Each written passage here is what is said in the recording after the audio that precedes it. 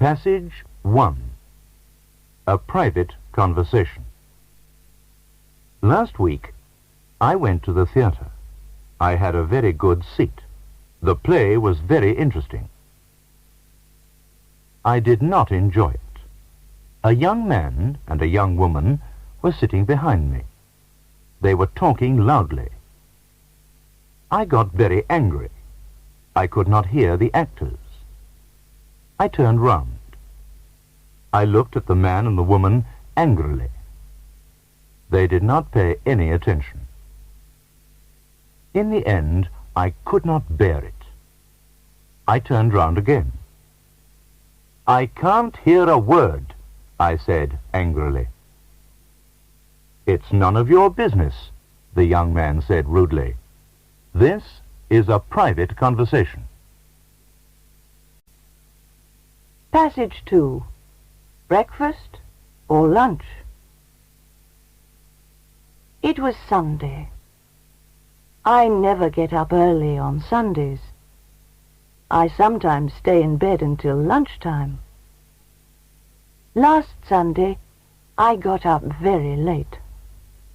I looked out of the window. It was dark outside. What a day, I thought. It's raining again. Just then, the telephone rang. It was my Aunt Lucy. "I've just arrived by train," she said. "I'm coming to see you." "But I'm still having breakfast," I said. "What are you doing?" she asked. "I'm having breakfast," I repeated.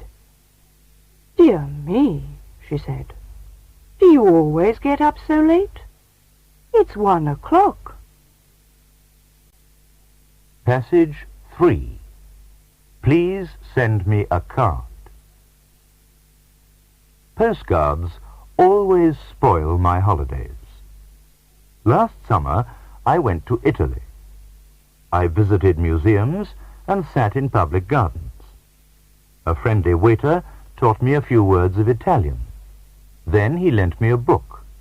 I read a few lines, but I did not understand a word. Every day I thought about postcards. My holidays passed quickly, but I did not send any cards to my friends. On the last day, I made a big decision. I got up early and bought 37 cards. I spent the whole day in my room, but I did not write a single card. Passage 4. An exciting trip. I have just received a letter from my brother Tim. He is in Australia. He has been there for 6 months. Tim is an engineer. He is working for a big firm, and he has already visited a great number of different places in Australia. He has just bought an Australian car and has gone to Alice Springs, a small town in the centre of Australia. He will soon visit Darwin. From there, he will fly to Perth. My brother has never been abroad before, so he is finding this trip very exciting. Passage 5. No wrong numbers. Mr. James Scott has a garage in Silbury, and now he has just bought another garage in Pinhurst. Pinhurst is only 5 miles from Silbury, but Mr. Scott cannot get a telephone for his new garage, so he has just bought 12 pigeons.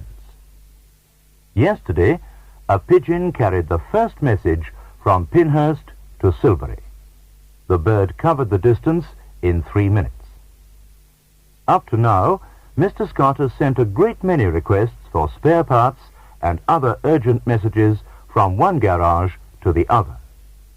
In this way, he has begun his own private telephone service. Passage 6. Percy buttons. I have just moved to a house in Bridge Street. Yesterday a beggar knocked at my door. He asked me for a meal and a glass of beer. In return for this, the beggar stood on his head and sang songs. I gave him a meal. He ate the food and drank the beer. Then he put a piece of cheese in his pocket and went away. Later, a neighbor told me about him. Everybody knows him. His name is Percy Buttons.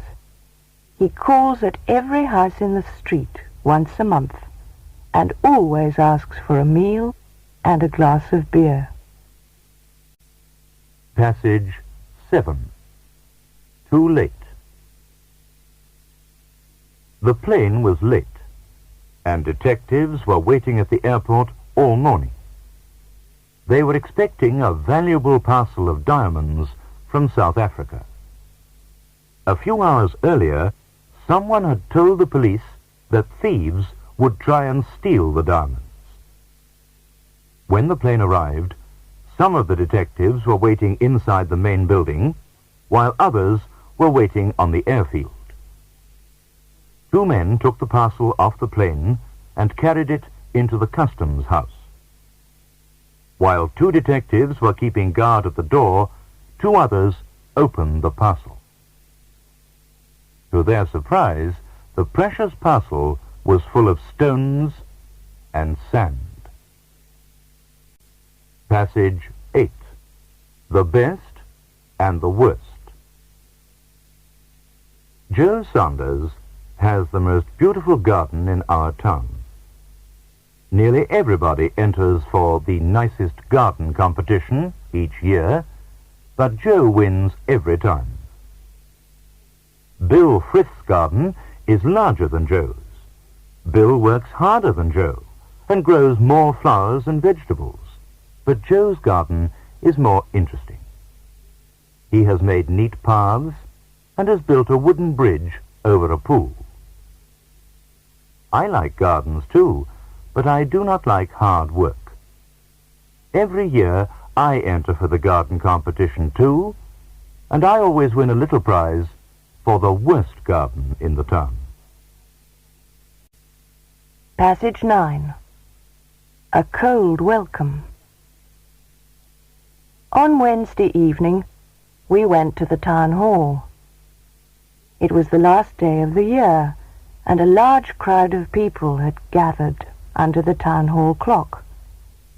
It would strike 12 in 20 minutes' time. 15 minutes passed, and then at 5 to 12, the clock stopped. The big minute hand did not move. We waited and waited, but nothing happened. Suddenly, someone shouted, "It's 2 minutes past 12. The clock has stopped." I looked at my watch. It was true. The big clock refused to welcome the new year. At that moment, everybody began to laugh and sing. Passage 10. Not for jazz. We have an old musical instrument. It is called a clavichord.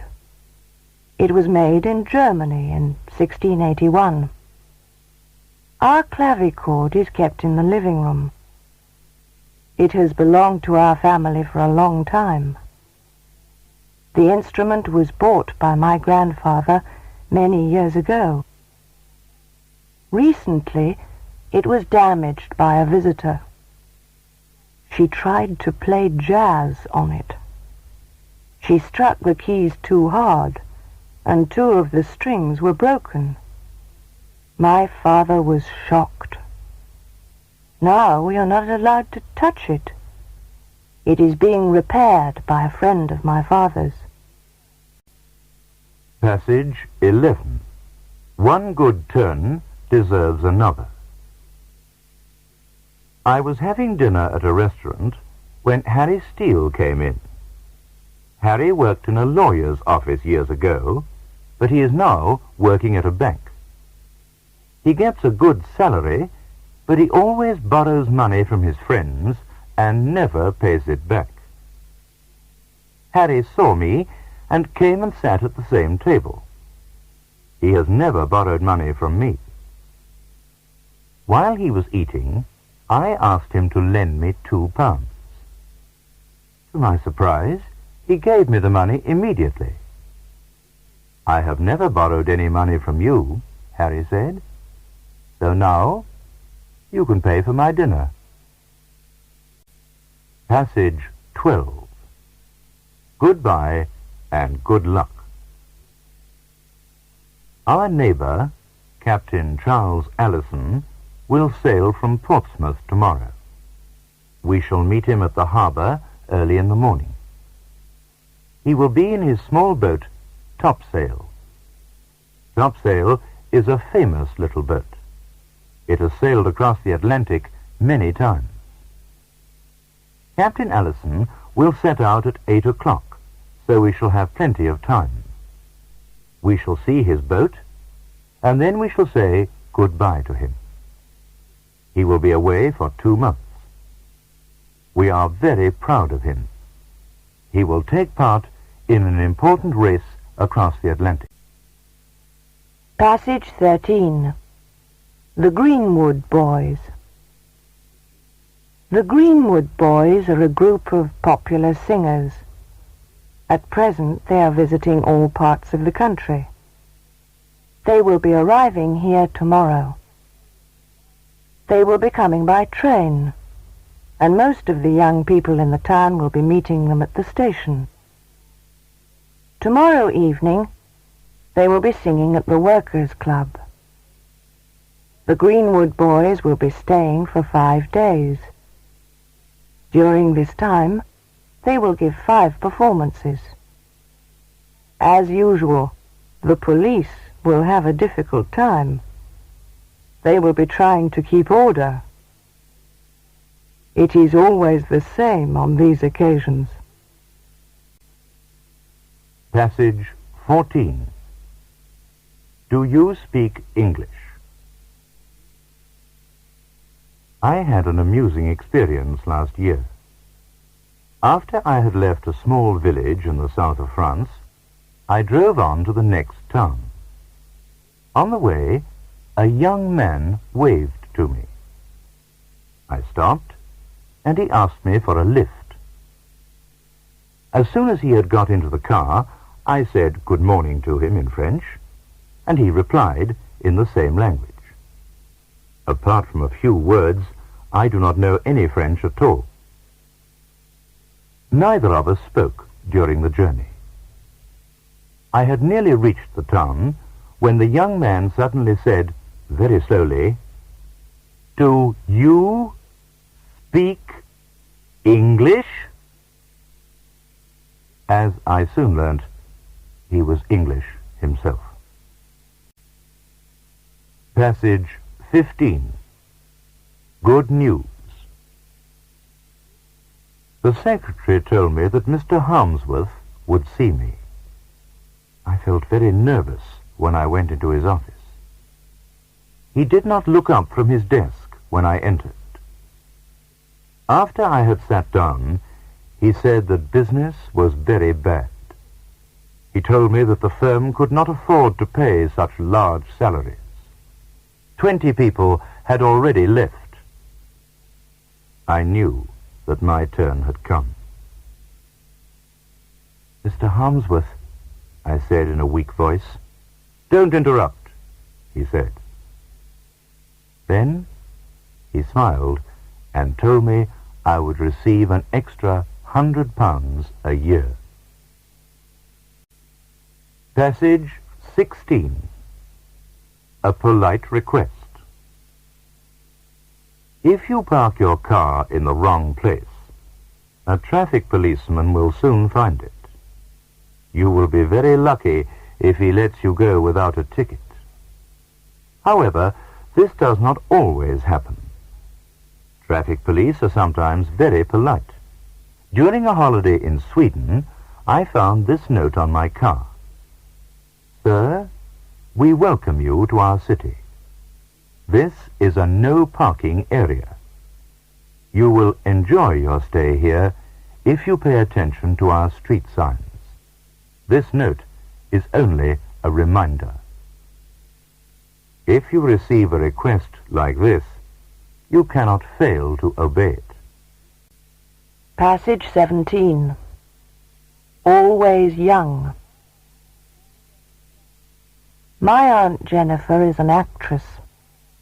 She must be at least 35 years old. In spite of this, she often appears on the stage as a young girl. Jennifer will have to take part in a new play soon. This time, she will be a girl of 17. In the play, she must appear in a bright red dress and long black stockings. Last year, in another play, she had to wear short socks and a bright orange-colored dress. If anyone ever asks her how old she is, she always answers, "My dear, it must be terrible to be grown up." Passage 18. He often does this. After I had had lunch at a village inn, I looked for my bag. I had left it on a chair beside the door, and now it wasn't there. As I was looking for it, the innkeeper came in. "Did you have a good meal?" he asked. "Yes, thank you," I answered. "But I can't pay the bill. I haven't got my bag." The innkeeper smiled and immediately went out. In a few minutes, he returned with my bag and gave it back to me. "I'm very sorry," he said. "My dog had taken it into the garden. He often does this." Passage 19. Sold out. The play may begin at any moment, I said. "It may have begun already," Susan answered. I hurried to the ticket office. "May I have 2 tickets, please?" I asked. "I'm sorry, we've sold out," the girl said. "What a pity," Susan exclaimed. Just then, a man hurried to the ticket office. "Can I return these 2 tickets?" he asked. "Certainly," the girl said. I went back to the ticket office at once. "Could I have those 2 tickets, please?" I asked. "Certainly," the girl said. "But they are for next Wednesday's performance. Do you still want them?" "I might as well have them," I said sadly. Passage 20. One man in a boat. Fishing is my favorite sport. I often fish for hours without catching anything. But this does not worry me. Some fishermen are unlucky. Instead of catching fish, they catch old boots and rubbish. I am even less lucky. I never catch anything, not even old boots. After having spent whole mornings on the river, I always go home with an empty bag. "You must give up fishing," my friends say. "It's a waste of time." But they don't realize one important thing. I'm not interested in fishing. I am only interested in sitting in a boat and doing nothing at all. Passage 21. Mad or not? Aeroplanes are slowly driving me mad. I live near an airport, and passing planes can be heard night and day. The airport was built during the war, but for some reason it could not be used then. Last year, however, it came into use. Over 100 people must have been driven away from their homes by the noise. I am one of the few people left. sometimes I think this house will be knocked down by a passing plane. I have been offered a large sum of money to go away, but I am determined to stay here. Everybody says I must be mad, and they are probably right. Passage 22. A glass envelope. My daughter, Jane, never dreamed of receiving a letter from a girl of her own age in Holland. Last year, we were travelling across the Channel, and Jane put a piece of paper with her name and address on it into a bottle. She threw the bottle into the sea. She never thought of it again. But 10 months later, she received a letter from a girl in Holland. Both girls write to each other regularly now. However, they have decided to use the post office. Letters will cost a little more, but they will certainly travel faster. Passage 23. A new house. I had a letter from my sister yesterday. She lives in Nigeria. In her letter, she said that she would come to England next year. If she comes, she will get a surprise. We are now living in a beautiful new house in the country. Work on it had begun before my sister left. The house was completed 5 months ago. In my letter, I told her that she could stay with us. The house has many large rooms, and there is a lovely garden. It is a very modern house, so it looks strange to some people. It must be the only modern house in the district. Passage 24. It could be worse. I entered the hotel manager's office and sat down. I had just lost £50, and I felt very upset. I left the money in my room, I said, and it's not there now. The manager was sympathetic, but he could do nothing. Everyone's losing money these days, he said. He started to complain about this wicked world, but was interrupted by a knock at the door. A girl came in and put an envelope on his desk. It contained £50. I found this outside this gentleman's room, she said. Well, I said to the manager, there is still some honesty in this world. Passage 25. Do the English speak English? I arrived in London at last. The railway station was big, black, and dark. I did not know the way to my hotel, so I asked a porter. I not only spoke English very carefully, but very clearly as well. The porter, however, could not understand me.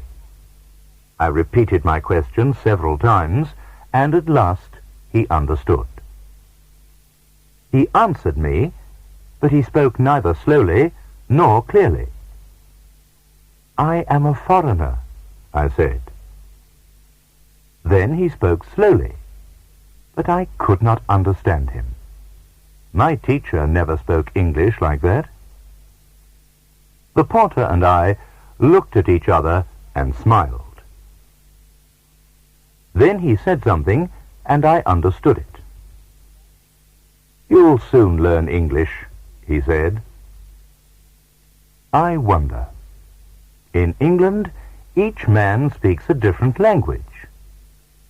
The English understand each other, but I don't understand them. Do they speak English? Passage 26. The best art critics. I am an art student, and I paint a lot of pictures. Many people pretend that they understand modern art.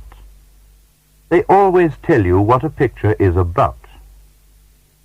Of course, many pictures are not about anything. They are just pretty patterns. We like them in the same way that we like pretty curtain material. I think that young children often appreciate modern pictures better than anyone else. They notice more. My sister is only 7, but she always tells me whether my pictures are good or not. She came into my room yesterday. "What are you doing?" she asked. "I'm hanging this picture on the wall," I answered. "It's a new one. Do you like it?" She looked at it critically for a moment. "It's all right," she said. "But isn't it upside down?" I looked at it again. She was right. It was. Passage 27. A wet night. Late in the afternoon, the boys put up their tent in the middle of a field. As soon as this was done, they cooked a meal over an open fire. They were all hungry, and the food smelt good. After a wonderful meal, they told stories and sang songs by the campfire. But sometime later, it began to rain. The boys felt tired, so they put out the fire and crept into their tent. Their sleeping bags were warm and comfortable, so they all slept soundly. In the middle of the night, 2 boys woke up and began shouting.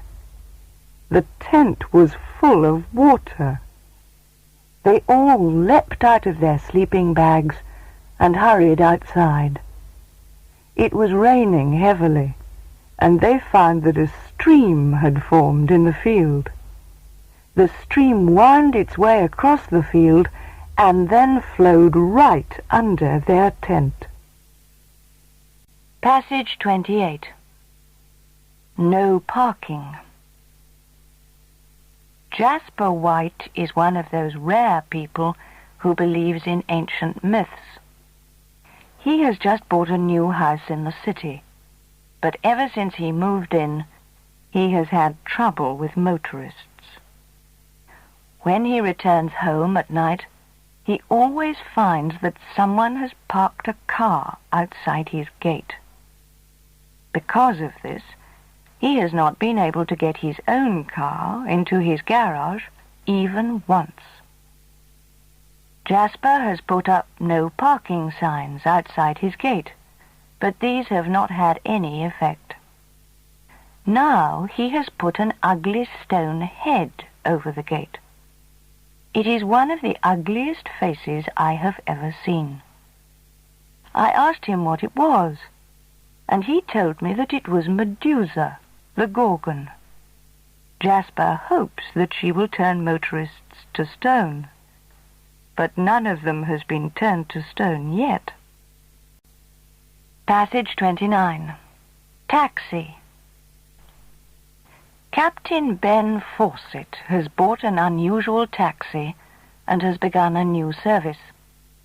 The taxi is a small Swiss aeroplane called a Pilatus Porter. This wonderful plane can carry 7 passengers. The most surprising thing about it, however, is that it can land anywhere, on snow, water, or even on a ploughed field. Captain Fawcett's first passenger was a doctor who flew from Birmingham to a lonely village in the Welsh mountains. Since then, Captain Fawcett has flown passengers to many unusual places. Once he landed on the roof of a block of flats, and on another occasion he landed in a deserted car park. Captain Fawcett has just refused a strange request from a businessman. The man wanted to fly to Rockall, a lonely island in the Atlantic Ocean, but Captain Fawcett did not take him, because the trip was too dangerous. Passage 30. Football or polo. The Whale is a small river that cuts across the park near my home. I like sitting by the Whale on fine afternoons. It was warm last Sunday, so I went and sat on the river bank as usual. Some children were playing games on the bank, and there were some people rowing on the river. Suddenly, one of the children kicked a ball very hard, and it went towards a passing boat. Some people on the bank called out to the man in the boat, but he did not hear them. The ball struck him so hard that he nearly fell into the water. I turned to look at the children, but there weren't any in sight. They had all run away. The man laughed when he realized what had happened. He called out to the children and threw the ball back to the bank. Passage 31. Success Story. Yesterday afternoon, Frank Hawkins was telling me about his experiences as a young man. Frank is now the head of a very large business company, but as a boy, he used to work in a small shop. It was his job to repair bicycles, and at that time he used to work 14 hours a day. He saved money for years, and in 1938 he bought a small workshop of his own. During the war, Frank used to make spare parts for aeroplanes. At that time he had 2 helpers. By the end of the war, the small workshop had become a large factory, which employed 728 people. Frank smiled when he remembered his hard early years and the long road to success. He was still smiling when the door opened and his wife came in. She wanted him to repair their son's bicycle. Passage 32. Shopping made easy. People are not so honest as they once were.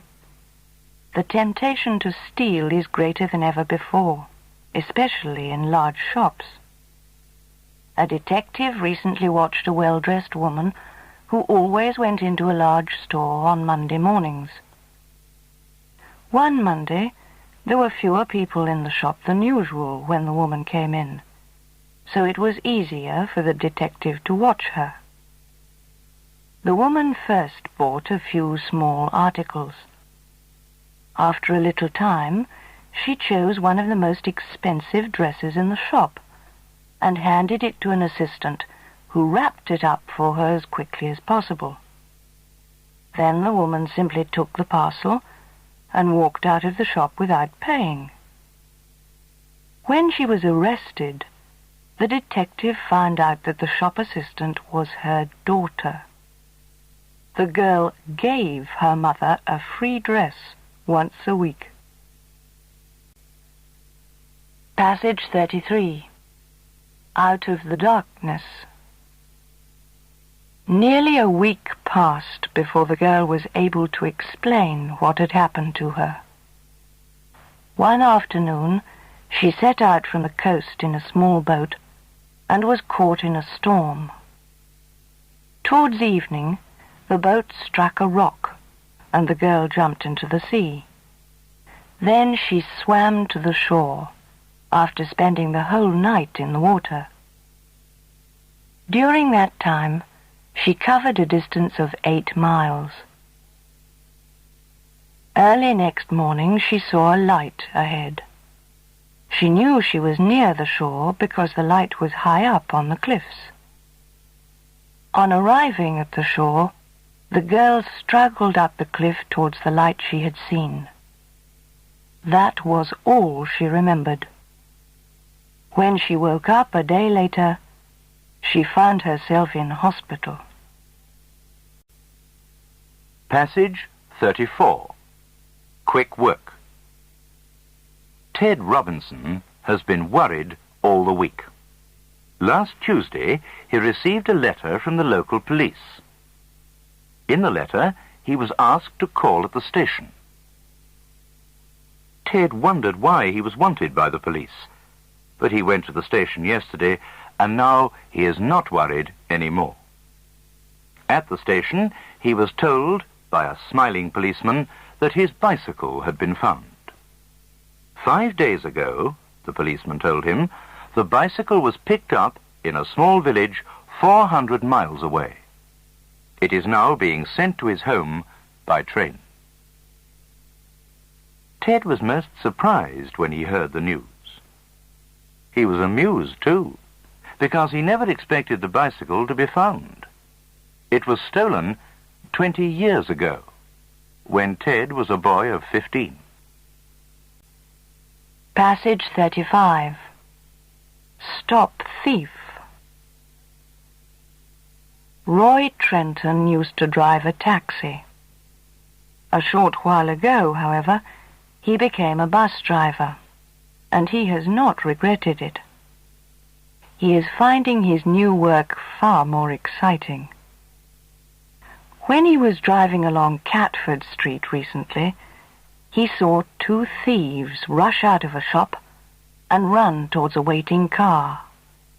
One of them was carrying a bag full of money. Roy acted quickly and drove the bus straight at the thieves. The one with the money got such a fright that he dropped the bag. As the thieves were trying to get away in their car, Roy drove his bus into the back of it. While the battered car was moving away, Roy stopped his bus and telephoned the police. The thieves' car was badly damaged and easy to recognize. Shortly afterwards, the police stopped the car and both men were arrested. Passage 36. Across the Channel. Erna Hart is going to swim across the English Channel tomorrow. She is going to set out from the French coast at 5 o'clock in the morning. Erna is only 14 years old, and she hopes to set up a new world record. She is a strong swimmer, and many people feel that she is sure to succeed. Erna's father will set out with her in a small boat.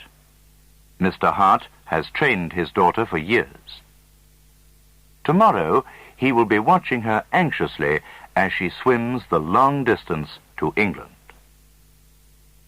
Erna intends to take short rests every 2 hours. She will have something to drink, but she will not eat any solid food. Most of Erna's school friends will be waiting for her on the English coast. Among them will be Erna's mother, who swam the channel herself when she was a girl. Passage 37. The Olympic Games. The Olympic Games will be held in our country in 4 years' time. As a great many people will be visiting the country, the government will be building new hotels, an immense stadium, and a fine new swimming pool. They will also be building new roads and a special railway line. The Games will be held just outside the capital, and the whole area will be called Olympic City.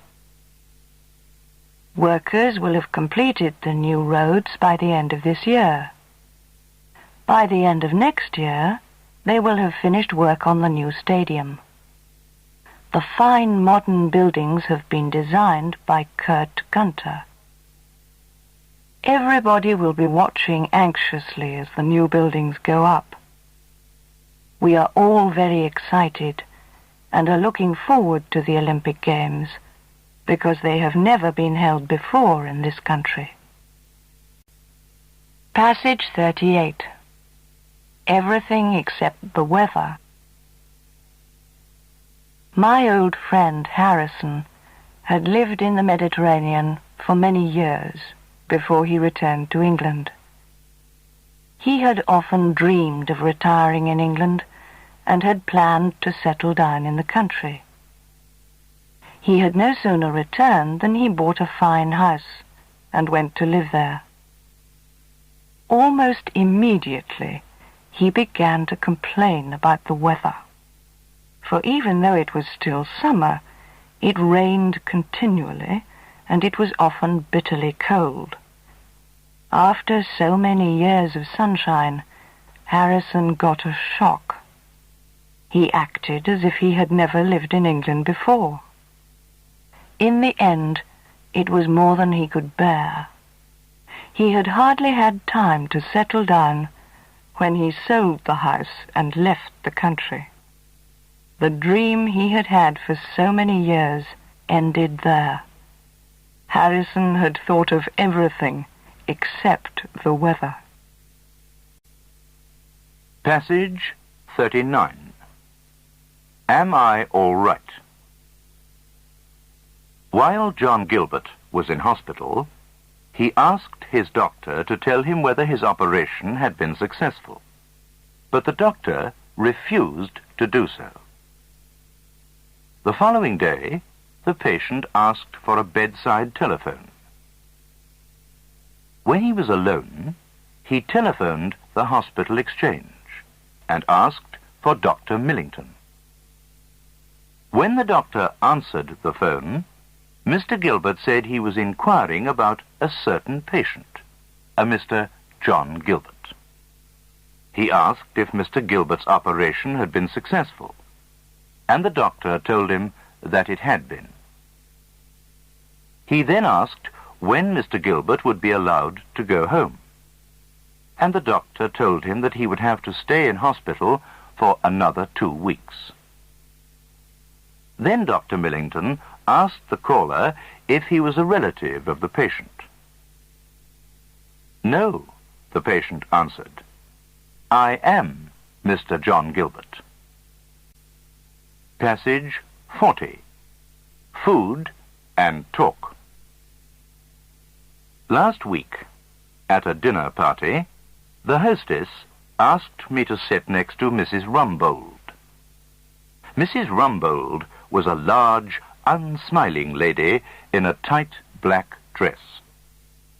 She did not even look up when I took my seat beside her. Her eyes were fixed on her plate, and in a short time she was busy eating. I tried to make conversation. A new play is coming to the Globe soon, I said. Will you be seeing it? No, she answered. Will you be spending your holidays abroad this year? I asked. No, she answered. Will you be staying in England? I asked. No, she answered. In despair, I asked her whether she was enjoying her dinner.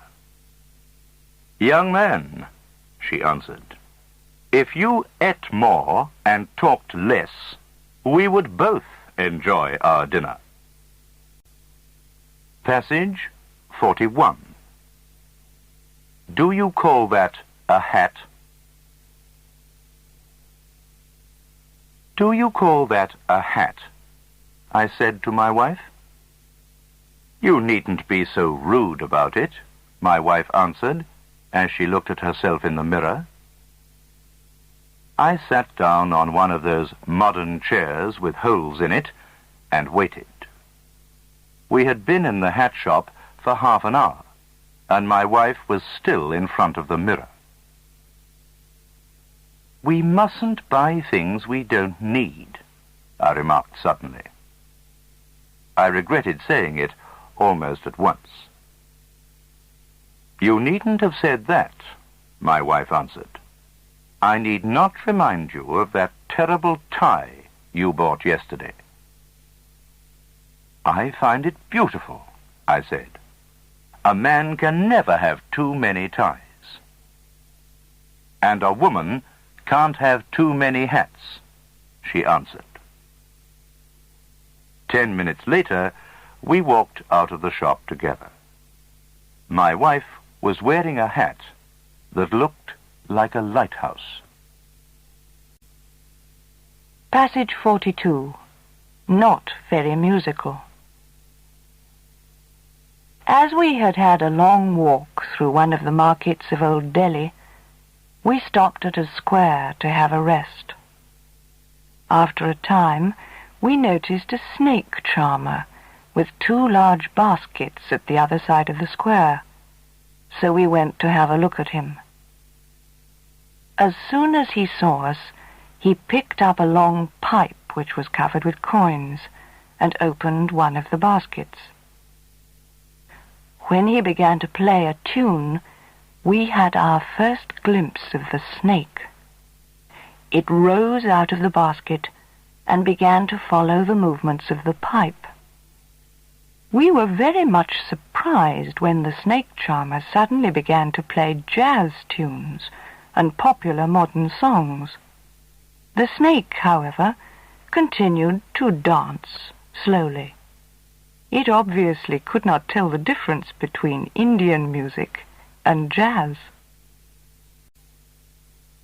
Passage 44. Through the Forest. Mrs. Anne Sterling did not think of the risk she was taking when she ran through a forest after 2 men. They had rushed up to her while she was having a picnic at the edge of a forest with her children and tried to steal her handbag. In the struggle, the strap broke, and with the bag in their possession, both men started running through the trees. Mrs. Sterling got so angry that she ran after them. She was soon out of breath, but she continued to run. When she caught up with them, she saw that they had sat down and were going through the contents of the bag. So she ran straight at them. The men got such a fright that they dropped the bag and ran away. "The strap needs mending," said Mrs. Sterling later, "but they did not steal anything." Passage 45. A clear conscience. The whole village soon learnt that a large sum of money had been lost. Sam Benton, the local butcher, had lost his wallet while taking his savings to the post office.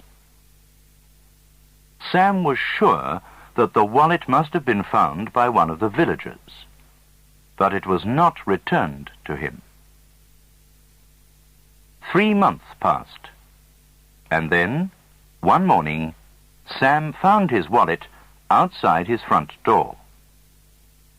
It had been wrapped up in newspaper, and it contained half the money he had lost, together with a note which said, "A thief, yes, but only 50% a thief." 2 months later, some more money was sent to Sam with another note. Only 25% a thief now. In time, all Sam's money was paid back in this way. The last note said, "I am 100% honest now." Passage 46. Expensive and uncomfortable. When a plane from London arrived at Sydney Airport, workers began to unload a number of wooden boxes which contained clothing. No one could account for the fact that one of the boxes was extremely heavy. It suddenly occurred to one of the workers to open up the box. He was astonished at what he found. A man was lying in the box on top of a pile of woolen goods.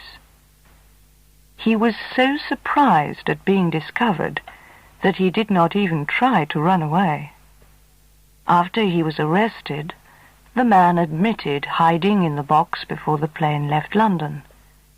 He had had a long and uncomfortable trip, for he had been confined to the wooden box for over 10 hours.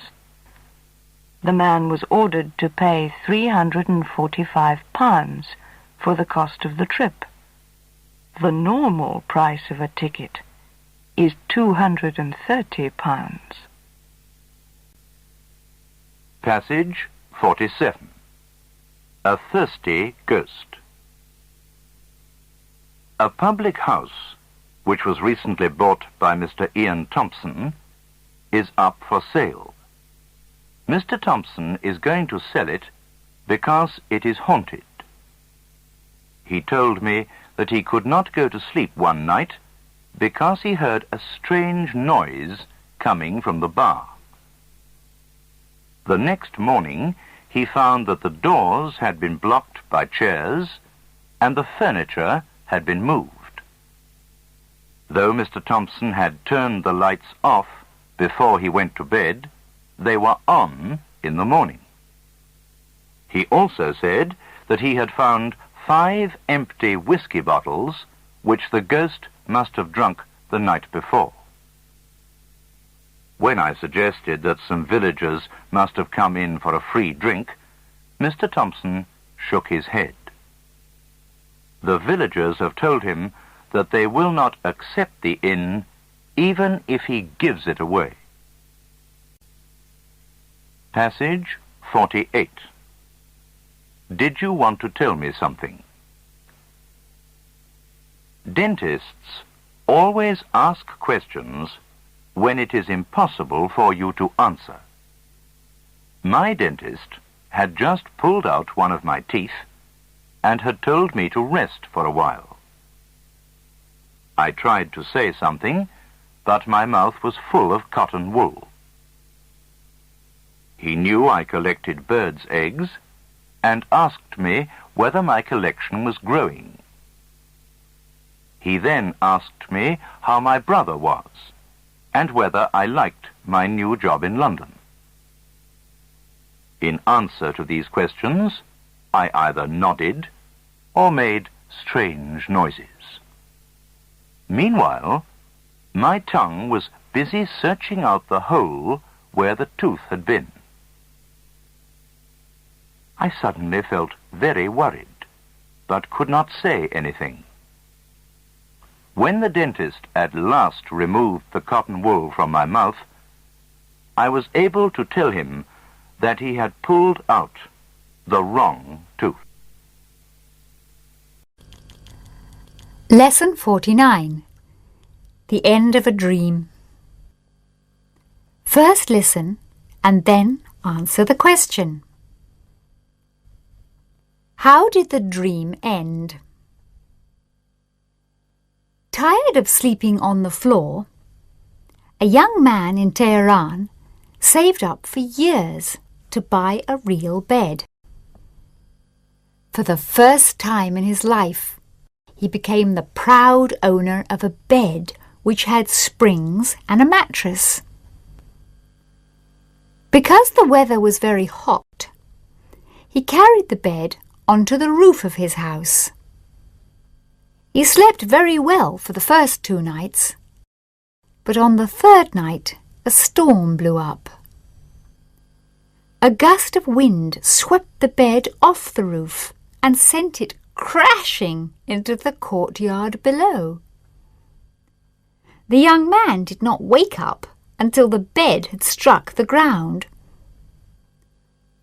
Although the bed was smashed to pieces, the man was miraculously unhurt.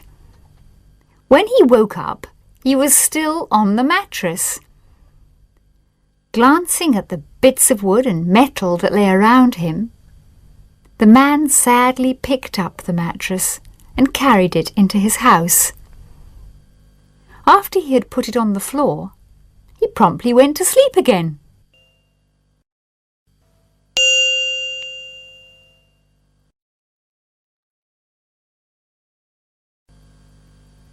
Lesson 50. Taken for a ride. First listen and then answer the question. Why did the writer not get off the bus at Woodford Green. I love travelling in the country, but I don't like losing my way. I went on an excursion recently, but my trip took me longer than I expected. "I'm going to Woodford Green," I said to the conductor as I got on the bus. "But I don't know where it is." "I'll tell you where to get off," answered the conductor. I sat in the front of the bus to get a good view of the countryside. After some time, the bus stopped. Looking round, I realised with a shock that I was the only passenger left on the bus. "You'll have to get off here," the conductor said. "This is as far as we go." "Is this Woodford Green?" I asked. "Oh dear," said the conductor suddenly. "I forgot to put you off." "It doesn't matter," I said. "I'll get off here." "We're going back now," said the conductor. "Well, in that case, I prefer to stay on the bus," I answered.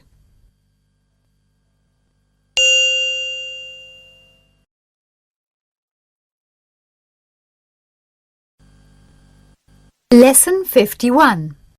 Reward for Virtue. First listen and then answer the question. Why did Hugh's diet not work? My friend Hugh has always been fat, but things got so bad recently that he decided to go on a diet. He began his diet a week ago. First of all, he wrote out a long list of all the foods which were forbidden. The list included most of the things Hugh loves: butter, potatoes, rice, beer, milk, chocolate, and sweets. Yesterday, I paid him a visit. I rang the bell and was not surprised to see that Hugh was still as fat as ever. He led me into his room and hurriedly hid a large parcel under his desk. It was obvious that he was very embarrassed. When I asked him what he was doing, he smiled guiltily and then put the parcel on the desk. He explained that his diet was so strict that he had to reward himself occasionally. Then he showed me the contents of the parcel. It contained 5 large bars of chocolate and 3 bags of sweets.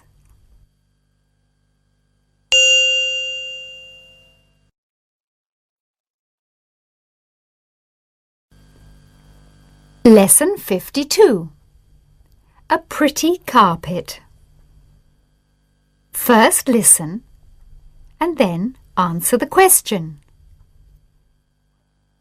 What is the writer's carpet made of?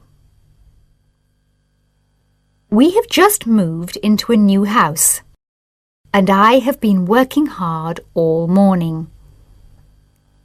I have been trying to get my new room in order. This has not been easy because I own over 1,000 books. To make matters worse, the room is rather small, so I have temporarily put my books on the floor. At the moment, they cover every inch of floor space, and I actually have to walk on them to get in or out of the room.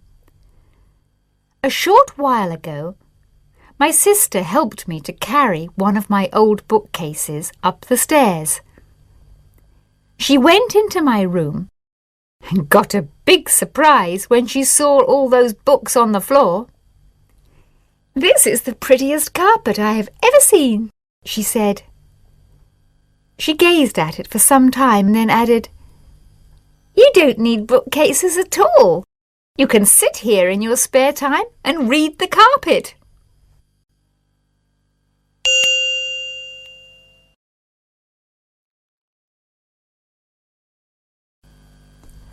Lesson 53. Hot snake. First listen and then answer the question. What caused the fire? At last, firemen have put out a big forest fire in California. Since then, they have been trying to find out how the fire began. Forest fires are often caused by broken glass or by cigarette ends, which people carelessly throw away. Yesterday, the firemen examined the ground carefully, but were not able to find any broken glass. They were also quite sure that a cigarette end did not start the fire. This morning, however, a fireman accidentally discovered the cause. He noticed the remains of a snake which was wound round the electric wires of a 16,000-volt power line. In this way, he was able to solve the mystery. The explanation was simple, but very unusual. A bird had snatched up the snake from the ground and then dropped it onto the wires. The snake then wound itself round the wires. When it did so, it sent sparks down to the ground, and these immediately started a fire.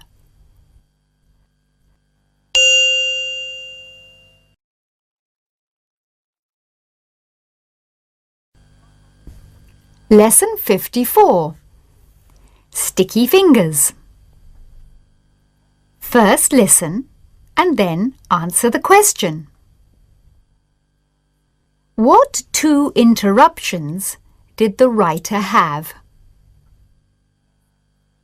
After breakfast, I sent the children to school and then I went to the shops. It was still early when I returned home. The children were at school, my husband was at work, and the house was quiet. So I decided to make some meat pies. In a short time, I was busy mixing butter and flour, and my hands were soon covered with sticky pastry. At exactly that moment, the telephone rang. Nothing could have been more annoying. I picked up the receiver between two sticky fingers and was dismayed when I recognized the voice of Helen Bates. It took me 10 minutes to persuade her to ring back later. At last I hung up the receiver. What a mess! There was pastry on my fingers, on the telephone, and on the doorknobs. I had no sooner got back to the kitchen than the doorbell rang, loud enough to wake the dead. This time it was the postman, and he wanted me to sign for a registered letter.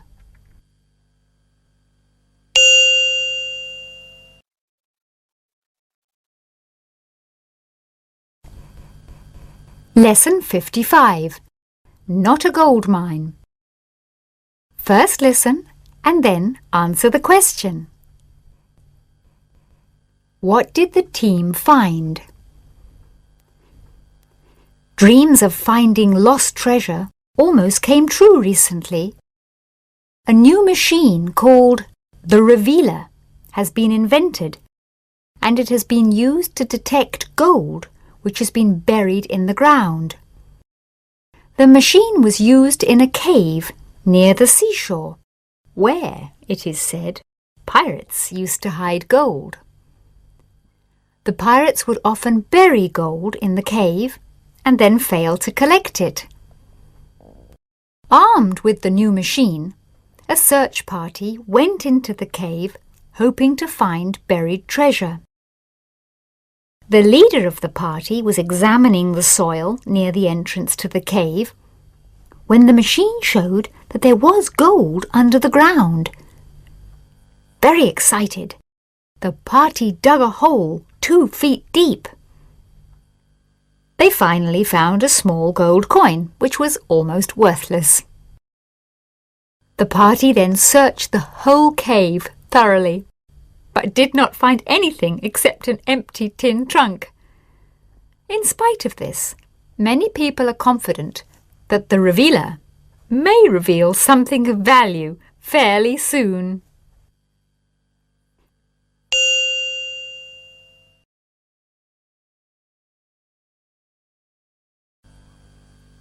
Lesson 56. Faster than sound. First listen and then answer the question. How fast did the winning car go? Once a year, a race is held for old cars. A lot of cars entered for this race last year, and there was a great deal of excitement just before it began. One of the most handsome cars was a Rolls-Royce Silver Ghost. The most unusual car was a Benz, which had only 3 wheels. Built in 1885, it was the oldest car taking part. After a great many loud explosions, the race began. Many of the cars broke down on the course, and some drivers spent more time under their cars than in them. A few cars, however, completed the race. The winning car reached a speed of 40 miles an hour, much faster than any of its rivals. It sped downhill at the end of the race, and its driver had a lot of trouble trying to stop it. The race gave everyone a great deal of pleasure. It was very different from modern car races, but no less exciting.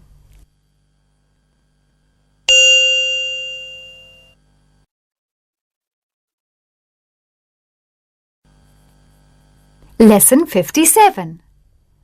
Can I help you, madam? First listen and then answer the question. Did the woman get what she wanted? A woman in jeans stood at the window of an expensive shop. Though she hesitated for a moment, she finally went in and asked to see a dress that was in the window. The assistant who served her did not like the way she was dressed. Glancing at her scornfully, he told her that the dress was sold. The woman walked out of the shop angrily and decided to punish the assistant next day. She returned to the shop the following morning, dressed in a fur coat, with a handbag in one hand and a long umbrella in the other. After seeking out the rude assistant, she asked for the same dress.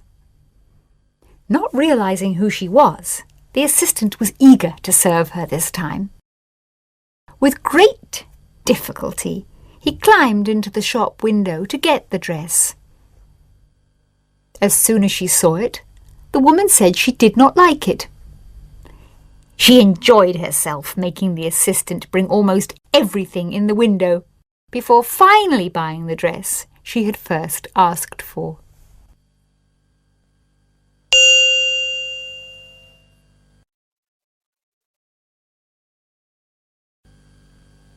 Lesson 58. A blessing in disguise? First listen and then answer the question. Why does the vicar refuse to cut down the tree? The tiny village of Frinley is said to possess a cursed tree. Because the tree was mentioned in a newspaper, the number of visitors to Frinley has now increased. The tree was planted near the church 50 years ago, but it is only in recent years that it has gained an evil reputation. It is said that if anyone touches the tree, he will have bad luck. If he picks a leaf, he will die. Many villagers believe that the tree has already claimed a number of victims. The vicar has been asked to have the tree cut down, but so far he has refused. he has pointed out that the tree is a useful source of income, as tourists have been coming from all parts of the country to see it. In spite of all that has been said, the tourists have been picking leaves and cutting their names on the tree trunk. So far, not one of them has been struck down by sudden death.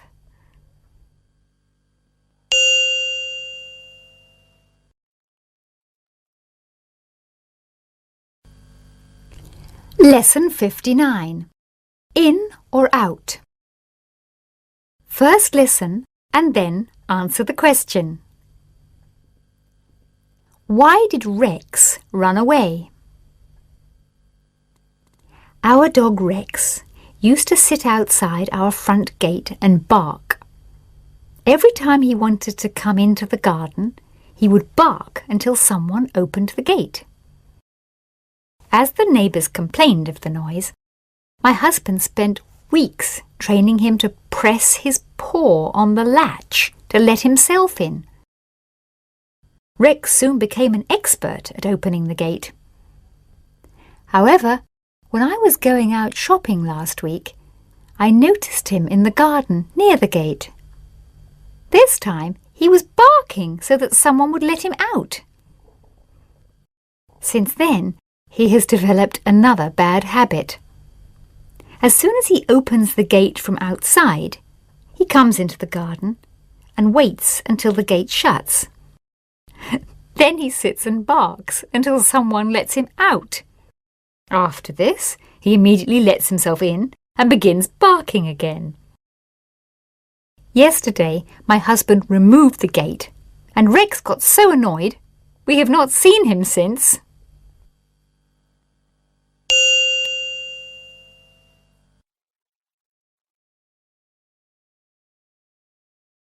Lesson 60. The future. First listen and then answer the question. Does what Madame Belinsky said come true? At a village fair, I decided to visit a fortune teller called Madame Belinsky. I went into her tent and she told me to sit down.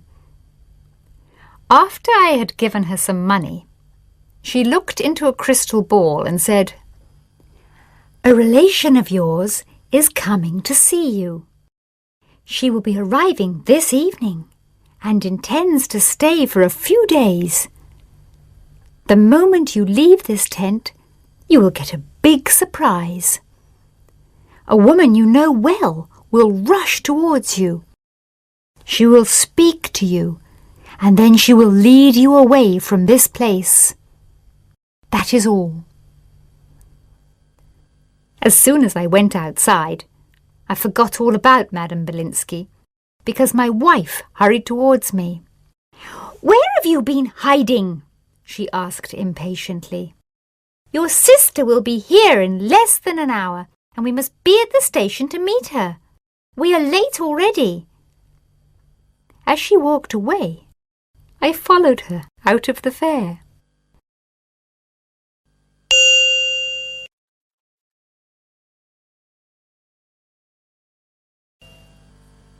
Lesson 61. Trouble with the Hubble. First listen and then answer the question. What is the special importance of a telescope in space?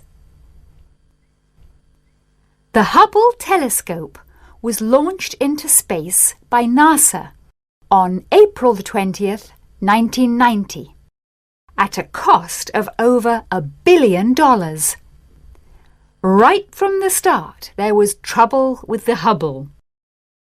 The pictures it sent us were very disappointing because its main mirror was faulty. NASA is now going to put the telescope right, so it will soon be sending up 4 astronauts to repair it. The shuttle Endeavour will be taking the astronauts to the Hubble. A robot arm from the Endeavour will grab the telescope and hold it while the astronauts make the necessary repairs.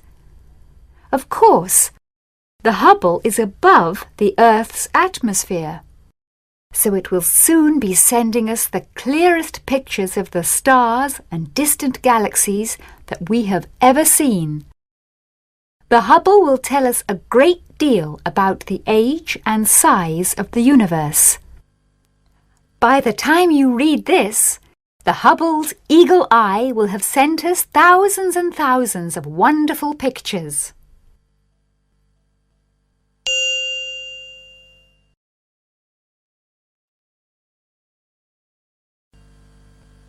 Lesson 62. After the fire.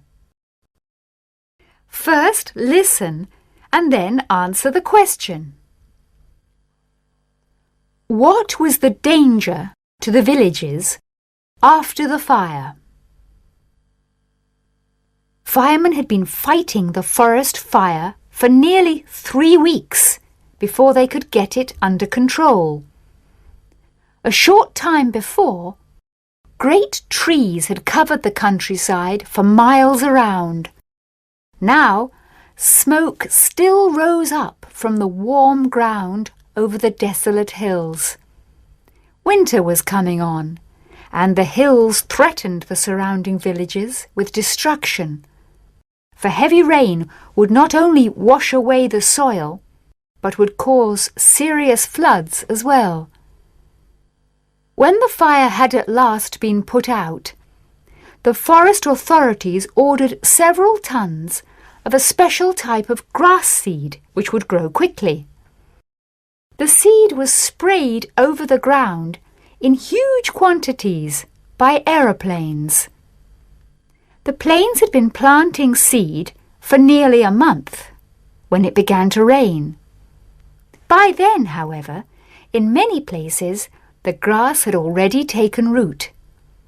In place of the great trees which had been growing there for centuries, patches of green had begun to appear in the blackened soil.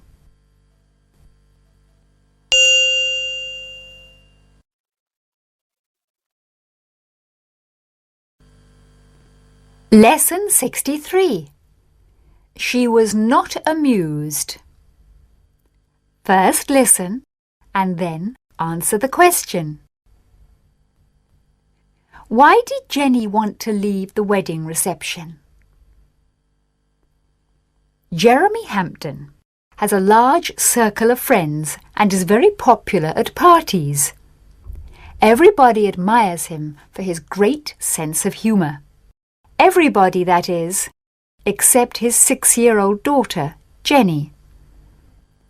Recently, one of Jeremy's closest friends asked him to make a speech at a wedding reception. This is the sort of thing that Jeremy loves. He prepared the speech carefully and went to the wedding with Jenny. He had included a large number of funny stories in the speech, and of course it was a great success. As soon as he had finished, Jenny told him she wanted to go home. Jeremy was a little disappointed by this, but he did as his daughter asked. On the way home, he asked Jenny if she had enjoyed the speech. To his surprise, she said she hadn't. Jeremy asked her why this was so, and she told him that she did not like to see so many people laughing at him.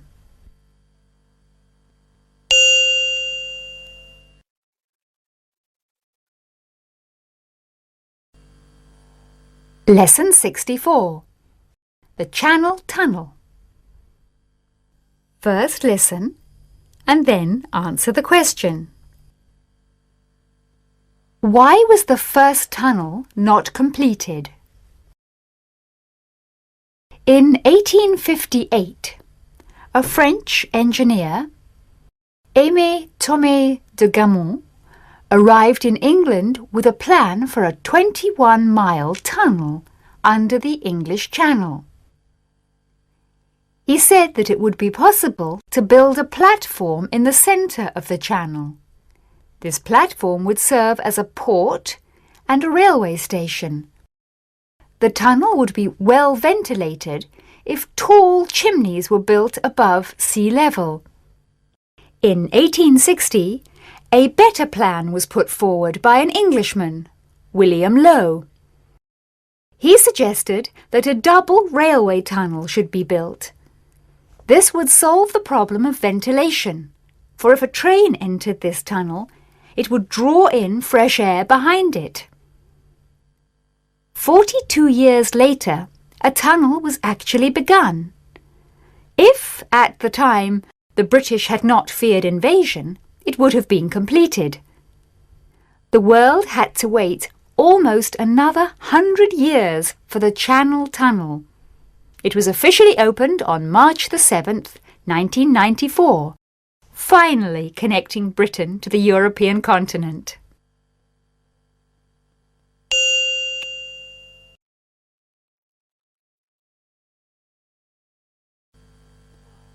Lesson 65. Jumbo versus the police. First listen and then answer the question. Why did the police have to push Jumbo off the main street? Last Christmas, the circus owner, Jimmy Gates, decided to take some presents to a children's hospital. Dressed up as Father Christmas and accompanied by a guard of honour of 6 pretty girls, he set off down the main street of the city riding a baby elephant called Jumbo. He should have known that the police would never allow this sort of thing. A policeman approached Jimmy and told him he ought to have gone along a side street, as Jumbo was holding up the traffic. Though Jimmy agreed to go at once, Jumbo refused to move. 15 policemen had to push very hard to get him off the main street. The police had a difficult time, but they were most amused. "Jumbo must weigh a few tons," said a policeman afterwards. "So it was fortunate that we didn't have to carry him. Of course, we should arrest him, but as he has a good record, we shall let him off this time."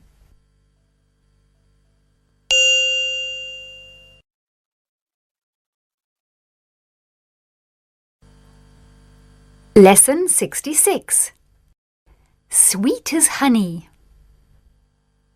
First listen, and then answer the question. What was sweet as honey, and why? In 1963, a Lancaster bomber crashed on Wallis Island, a remote place in the South Pacific, a long way west of Samoa. The plane wasn't too badly damaged, but over the years, the crash was forgotten and the wreck remained undisturbed. Then in 1989, 26 years after the crash, the plane was accidentally rediscovered in an aerial survey of the island. By this time, a Lancaster bomber in reasonable condition was rare and worth rescuing. The French authorities had the plane packaged and moved in parts back to France. Now a group of enthusiasts are going to have the plane restored. It has 4 Rolls-Royce Merlin engines, but the group will need to have only 3 of them rebuilt. Imagine their surprise and delight when they broke open the packing cases and found that the 4th engine was sweet as honey, still in perfect condition. A colony of bees had turned the engine into a hive, and it was totally preserved in beeswax.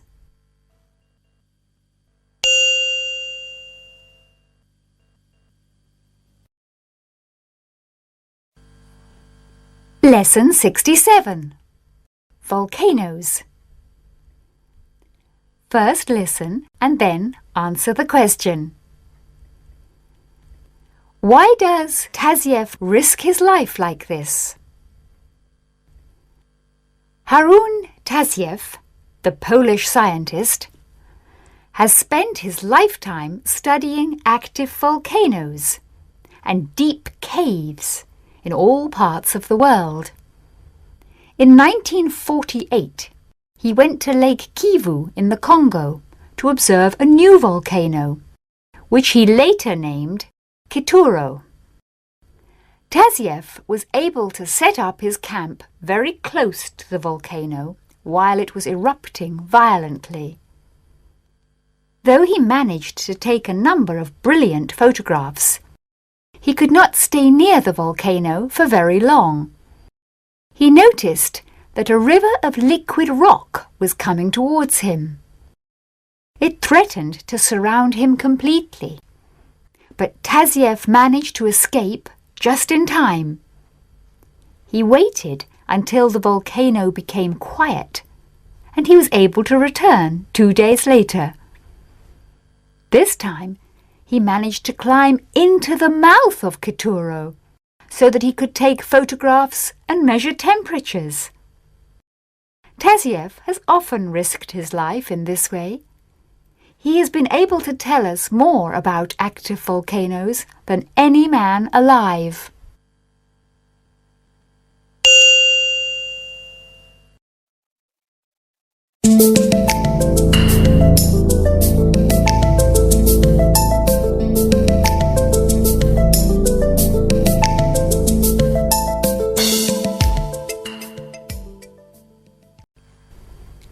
Lesson 68. Persistent.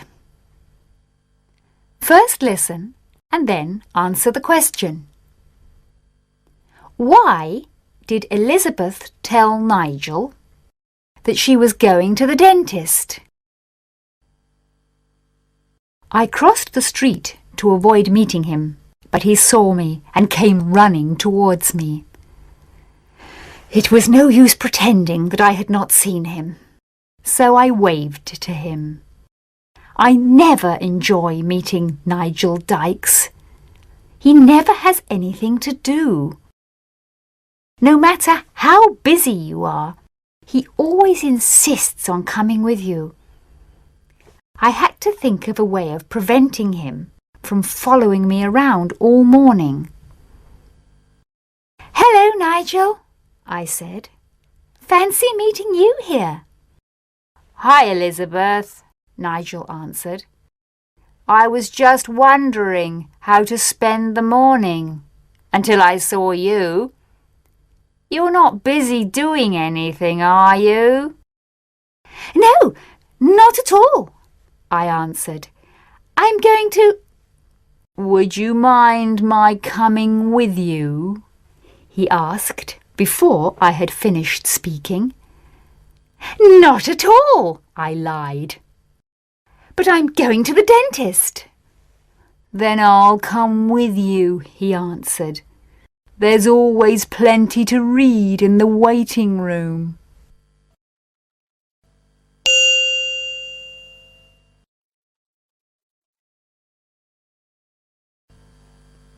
Lesson 69. But not murder. First listen, and then answer the question. Do you think that the writer passed his driving test? Why? I was being tested for a driving license for the 3rd time. I had been asked to drive in heavy traffic and had done so successfully. After having been instructed to drive out of town, I began to acquire confidence. Sure that I had passed, I was almost beginning to enjoy my test. The examiner must have been pleased with my performance, for he smiled and said, "Just one more thing, Mr. Eames. Let us suppose that a child suddenly crosses the road in front of you. as soon as I tap on the window, you must stop within 5 feet. I continued driving, and after some time, the examiner tapped loudly. Though the sound could be heard clearly, it took me a long time to react. I suddenly pressed the brake pedal hard, and we were both thrown forward. The examiner looked at me sadly. "Mr. Eames," he said in a mournful voice, "you have just killed that child."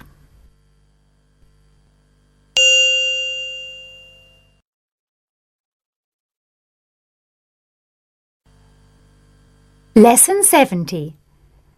Red for danger. First listen and then answer the question. How was the drunk removed from the ring? During a bullfight, a drunk suddenly wandered into the middle of the ring. The crowd began to shout, but the drunk was unaware of the danger. The bull was busy with the matador at the time, but it suddenly caught sight of the drunk, who was shouting rude remarks and waving a red cap. Apparently sensitive to criticism, the bull forgot all about the matador and charged at the drunk. The crowd suddenly grew quiet. The drunk, however, seemed quite sure of himself. When the bull got close to him, he clumsily stepped aside to let it pass. The crowd broke into cheers, and the drunk bowed. By this time, however, 3 men had come into the ring, and they quickly dragged the drunk to safety. Even the bull seemed to feel sorry for him, for it looked on sympathetically until the drunk was out of the way, before once more turning its attention to the matador.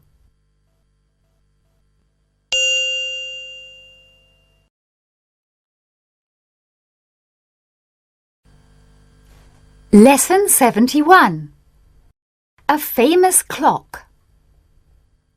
First listen and then answer the question. Has Big Ben ever gone wrong? When you visit London, one of the first things you will see is Big Ben, the famous clock which can be heard all over the world on the BBC.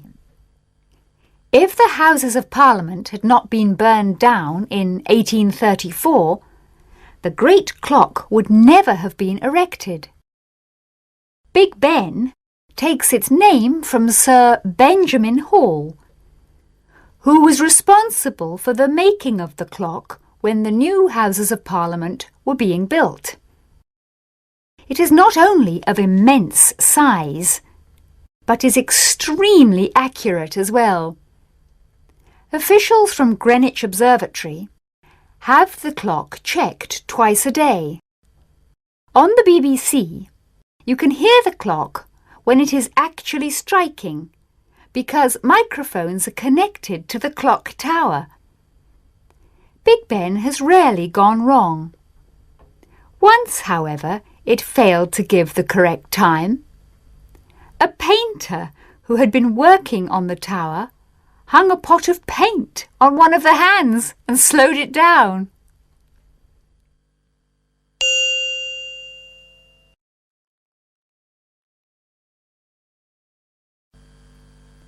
Lesson 72. A car called Bluebird. First listen and then answer the question. What mistake was made?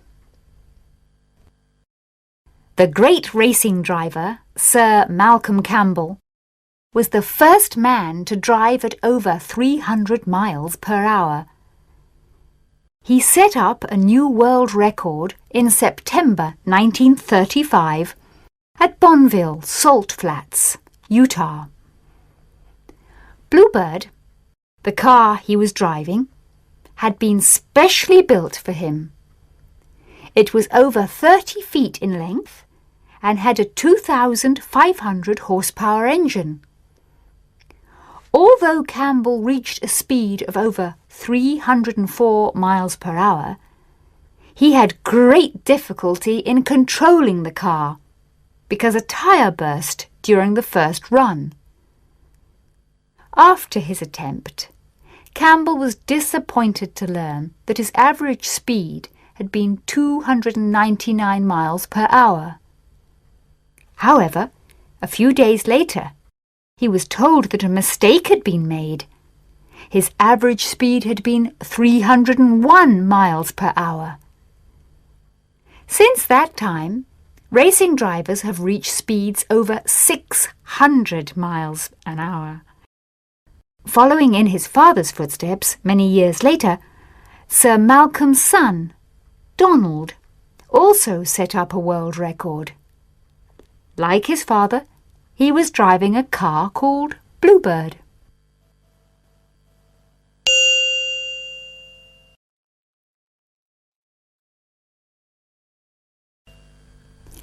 Lesson 73. The Record Holder. First listen and then answer the question. Did the boy go where he wanted to? Children who play truant from school are unimaginative. A quiet day's fishing or 8 hours in a cinema seeing the same film over and over again is usually as far as they get. They have all been put to shame by a boy who, while playing truant, travelled 1,600 miles.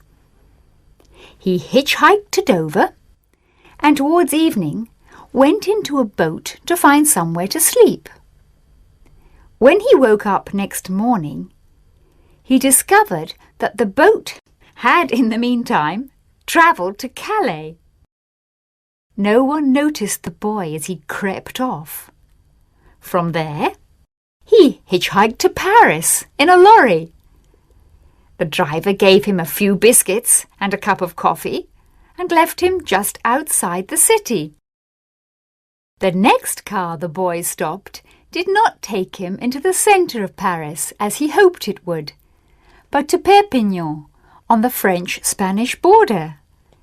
There he was picked up by a policeman and sent back to England by the local authorities. He has surely set up a record for the thousands of children who dream of evading school.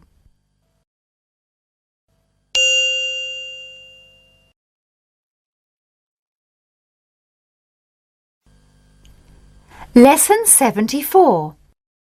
Out of the limelight. First listen and then answer the question. Why was their disguise too perfect? An ancient bus stopped by a dry riverbed and a party of famous actors and actresses got off. Dressed in dark glasses and old clothes, they had taken special precautions so that no one should recognize them. But as they soon discovered, disguises can sometimes be too perfect. "This is a wonderful place for a picnic," said Gloria Gleam. "It couldn't be better, Gloria," Brinkley Mears agreed. "No newspaper men, no film fans. Why don't we come more often?" Meanwhile, two other actors, Rockwall Slinger and Merlin Greaves, had carried 2 large food baskets to a shady spot under some trees. When they had all made themselves comfortable, a stranger appeared. He looked very angry. "Now you get out of here, all of you!" he shouted. I'm sheriff here. Do you see that notice? It says, no camping, in case you can't read. Look, Sheriff, said Rockwall. Don't be too hard on us. I'm Rockwall's slinger, and this is Merlin Greaves. Oh, is it? Said the sheriff with a sneer. Well, I'm Brinkley Mears, and my other name is Gloria Gleam. Now you get out of here, fast.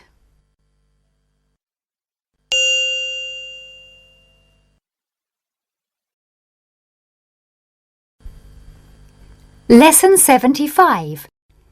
SOS. First listen, and then answer the question. How did the woman get help? When a light passenger plane flew off course some time ago, it crashed in the mountains and its pilot was killed.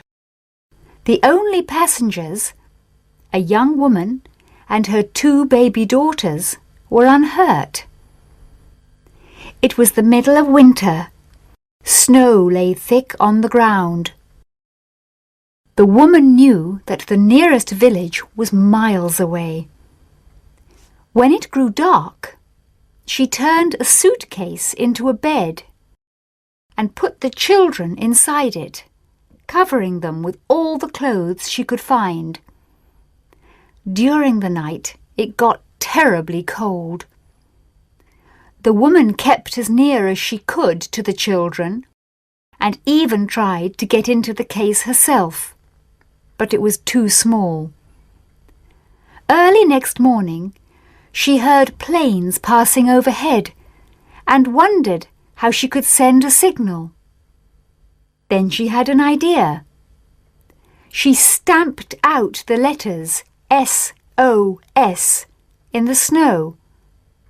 Fortunately, a pilot saw the signal and sent a message by radio to the nearest town.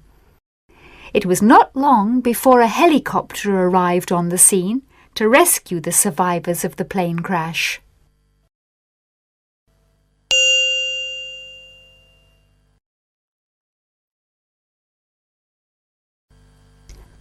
Lesson 76. April Fool's Day. First listen and then answer the question. What was the joke? To end our special news bulletin, said the voice of the television announcer, we're going over to the macaroni fields of Calabria. Macaroni has been grown in this area for over 600 years. 2 of the leading growers, Giuseppe Moldova and Riccardo Brabante, tell me that they have been expecting a splendid crop this year and harvesting has begun earlier than usual. Here you can see 2 workers who between them have just finished cutting 3 cartloads of golden brown macaroni stalks. The whole village has been working day and night, gathering and threshing this year's crop before the September rains. On the right, you can see Mrs. Brabante herself. She has been helping her husband for 30 years now. Mrs. Brabante is talking to the manager of the local factory where the crop is processed. This last scene shows you what will happen at the end of the harvest. The famous Calabrian macaroni eating competition. Signor Fratelli, the present champion, has won it every year since 1991. And that ends our special bulletin for today, Thursday, April the 1st. We're now going back to the studio.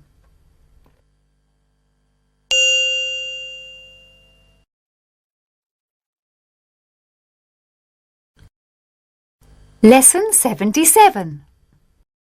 A successful operation.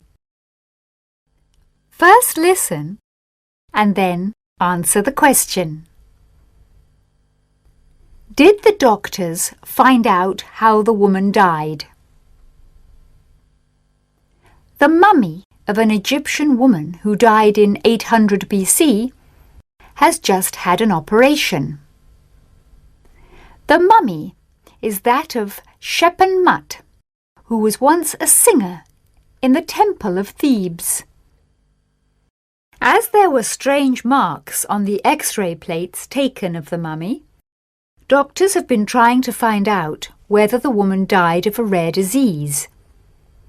The only way to do this was to operate. The operation, which lasted for over 4 hours, proved to be very difficult because of the hard resin which covered the skin. The doctors removed a section of the mummy and sent it to a laboratory. They also found something which the X-ray plates did not show. A small wax figure of the god Duamutef. This god, which has the head of a cow, was normally placed inside the mummy. The doctors have not yet decided how the woman died. They feared that the mummy would fall to pieces when they cut it open. But fortunately, this has not happened. The mummy successfully survived the operation.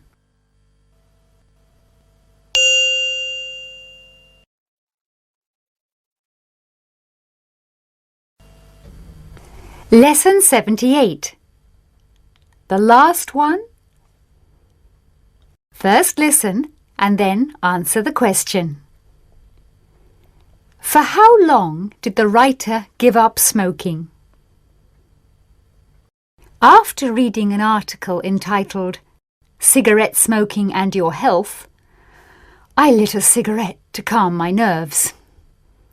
I smoked with concentration and pleasure, as I was sure that this would be my last cigarette. For a whole week, I did not smoke at all, and during this time, my wife suffered terribly.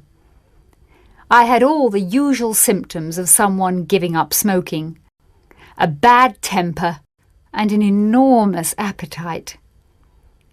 My friends kept on offering me cigarettes and cigars. They made no effort to hide their amusement whenever I produced a packet of sweets from my pocket. After 7 days of this, I went to a party.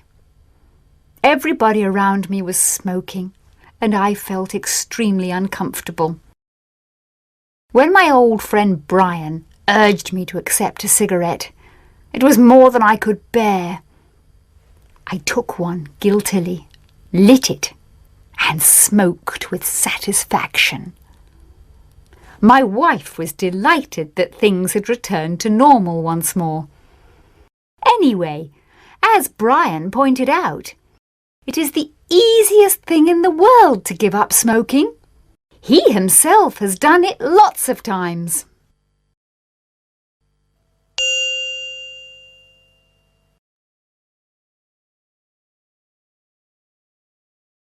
Lesson 79. By air. First listen and then answer the question. Why did the plane turn back? I used to travel by air a great deal when I was a boy. My parents used to live in South America, and I used to fly there from Europe in the holidays. A flight attendant would take charge of me, and I never had an unpleasant experience. I'm used to travelling by air, and only on one occasion have I ever felt frightened. After taking off, we were flying low over the city and slowly gaining height when the plane suddenly turned round and flew back to the airport. While we were waiting to land, a flight attendant told us to keep calm and to get off the plane quietly as soon as it had touched down. Everybody on board was worried, and we were curious to find out what had happened. Later we learned that there was a very important person on board. The police had been told that a bomb had been planted on the plane. After we had landed, the plane was searched thoroughly. Fortunately, nothing was found, and 5 hours later, we were able to take off again.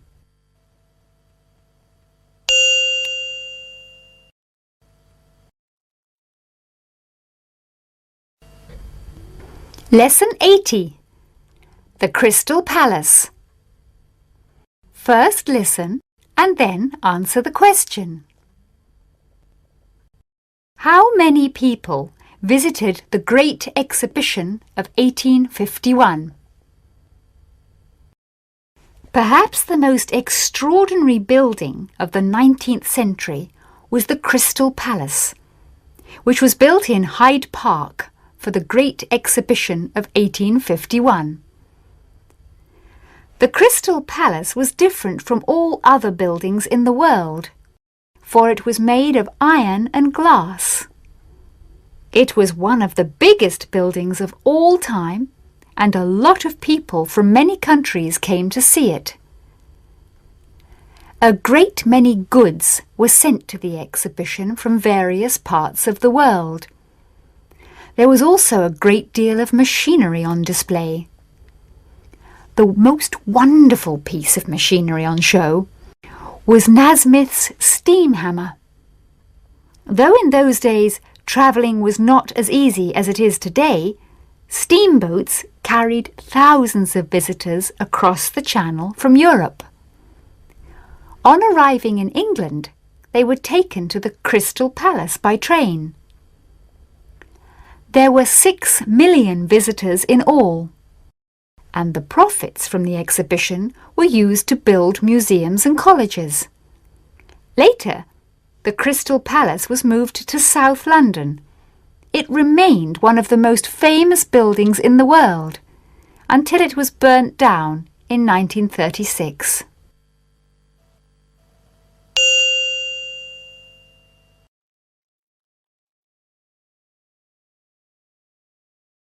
Lesson 81. Escape.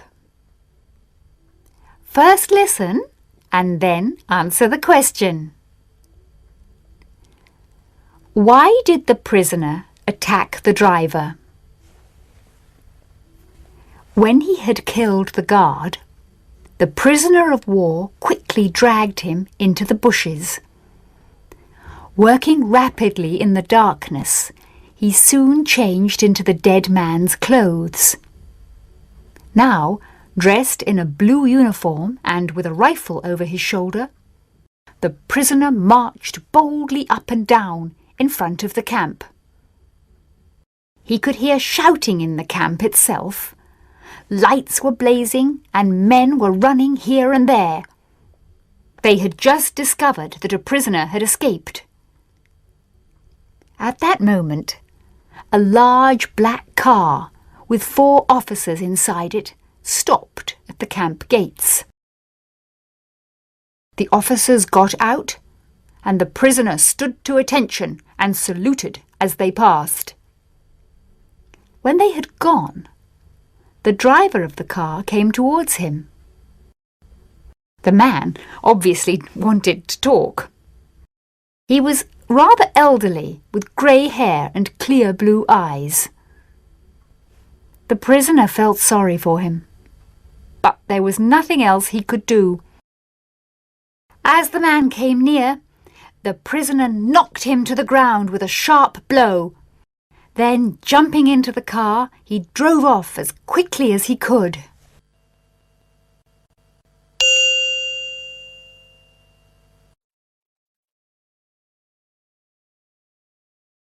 Lesson 82. Monster or fish? First listen and then answer the question. What was the monster called? Fishermen and sailors sometimes claim to have seen monsters in the sea. Though people have often laughed at stories told by seamen, it is now known that many of these monsters which have at times been sighted, are simply strange fish. Occasionally, unusual creatures are washed to the shore, but they are rarely caught out at sea. Some time ago, however, a peculiar fish was caught near Madagascar. A small fishing boat was carried miles out to sea by the powerful fish as it pulled on the line.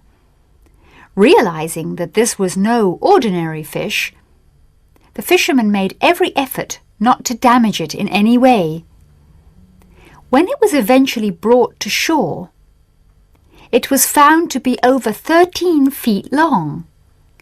It had a head like a horse, big blue eyes, shining silver skin, and a bright red tail. The fish, which has since been sent to a museum where it is being examined by a scientist, is called an oarfish. Such creatures have rarely been seen alive by man, as they live at a depth of 600 feet.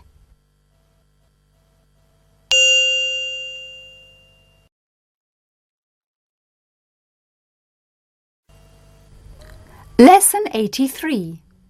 After the elections. First listen and then answer the question. Why did Patrick keep on asking the same question? The former Prime Minister, Mr. Wentworth Lane, was defeated in the recent elections. He is now retiring from political life and has gone abroad. My friend Patrick has always been a fanatical opponent of Mr. Lane's Radical Progressive Party. After the elections, Patrick went to the former Prime Minister's house. When he asked if Mr. Lane lived there, the policeman on duty told him that since his defeat, the ex-Prime Minister had gone abroad. On the following day, Patrick went to the house again. The same policeman was just walking slowly past the entrance when Patrick asked the same question. Though a little suspicious this time, the policeman gave him the same answer. The day after, Patrick went to the house once more and asked exactly the same question. This time, the policeman lost his temper. "I told you yesterday, and the day before yesterday," he shouted. "Mr. Lane was defeated in the elections. He has retired from political life and gone to live abroad." "I know," answered Patrick, "but I love to hear you say it."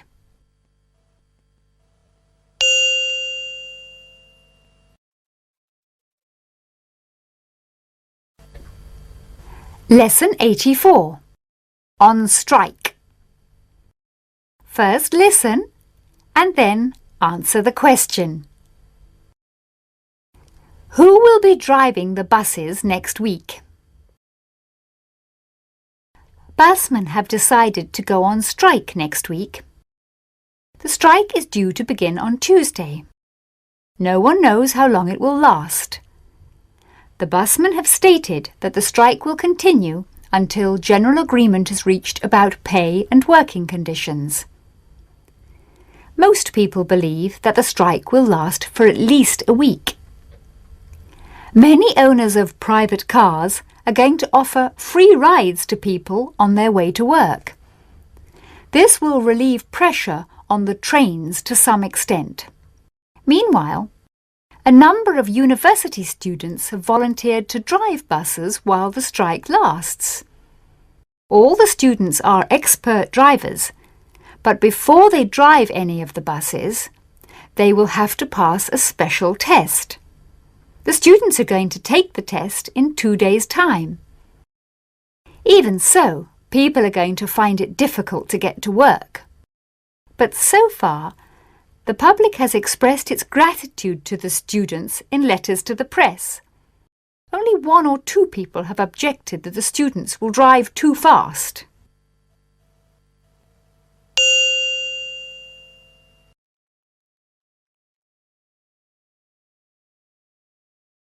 Lesson 85. Never too old to learn. First listen and then answer the question. How long has Mr. Page been teaching? I have just received a letter from my old school informing me that my former headmaster, Mr. Stuart Page, will be retiring next week. Pupils of the school, old and new, will be sending him a present to mark the occasion.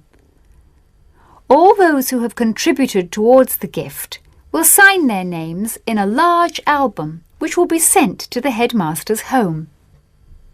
We shall all remember Mr. Page for his patience and understanding and for the kindly encouragement he gave us when we went so unwillingly to school. A great many former pupils will be attending a farewell dinner in his honour next Thursday. It is a curious coincidence that the day before his retirement, Mr. Page will have been teaching for a total of 40 years. After he has retired, he will devote himself to gardening. For him, this will be an entirely new hobby. But this does not matter, for as he has often remarked, one is never too old to learn.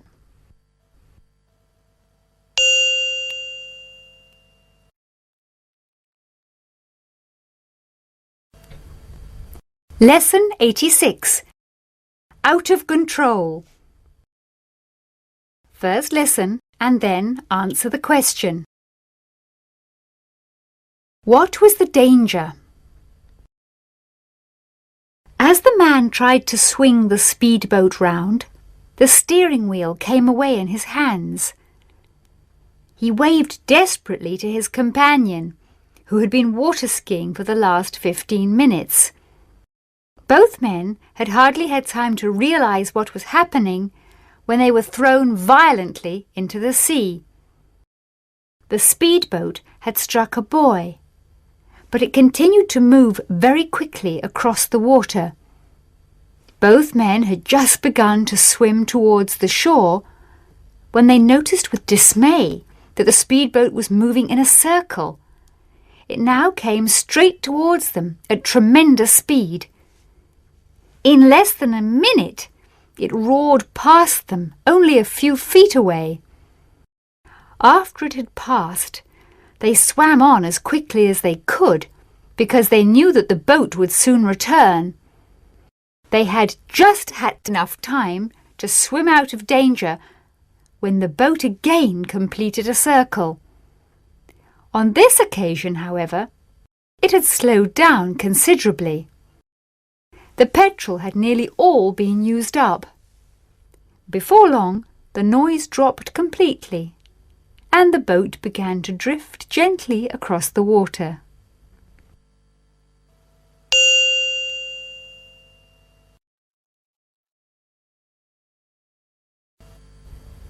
Lesson 87. A perfect alibi. First listen and then answer the question. What was wrong with the man's story? At the time the murder was committed, I was travelling on the 8 o'clock train to London, said the man. Do you always catch such an early train?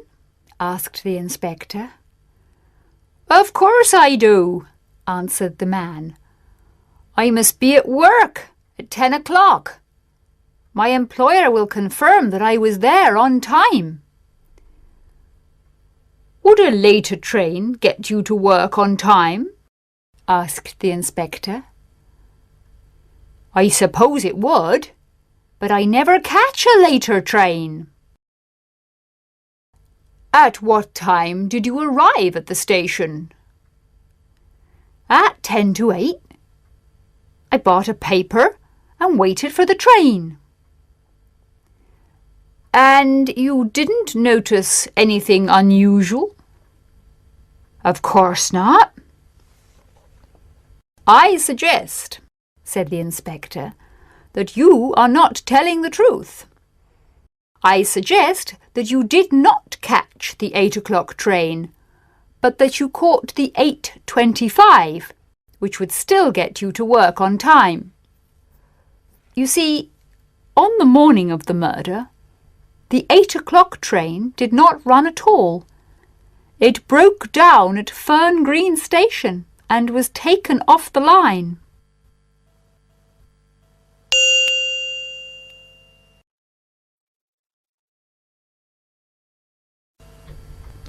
Lesson 88. Trapped in a mine. First listen and then answer the question. Why is the rescue taking so long? 6 men have been trapped in a mine for 17 hours. If they are not brought to the surface soon, they may lose their lives. However, rescue operations are proving difficult. If explosives are used, vibrations will cause the roof of the mine to collapse. Rescue workers are, therefore, drilling a hole on the north side of the mine. They intend to bring the men up in a special capsule. If there had not been a hard layer of rock beneath the soil, they would have completed the job in a few hours. As it is, they have been drilling for 16 hours and they still have a long way to go.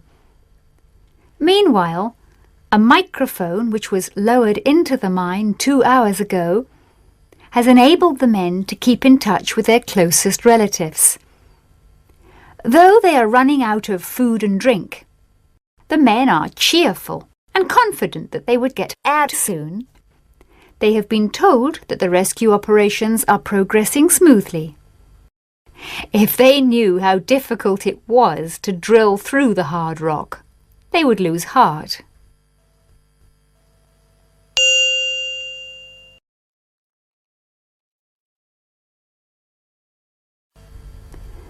Lesson 89. A slip of the tongue. First listen and then answer the question. Who made the only funny joke that evening and why? People will do anything to see a free show, even if it is a bad one. When the news got round that a comedy show would be presented at our local cinema by the P&U Birdseed Company, we all rushed to see it. We had to queue for hours to get in, and there must have been several hundred people present just before the show began. Unfortunately, the show was one of the dullest we have ever seen. Those who failed to get in need not have felt disappointed, as many of the artistes who should have appeared did not come. The only funny things we heard that evening came from the advertiser at the beginning of the programme. He was obviously very nervous and for some minutes stood awkwardly before the microphone. As soon as he opened his mouth, everyone burst out laughing. We all know what the poor man should have said, but what he actually said was, "This is the Pooh and E-Seed Bird Company. Good ladies, evening and gentlemen."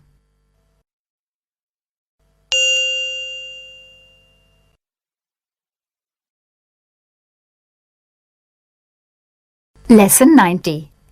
What's for supper?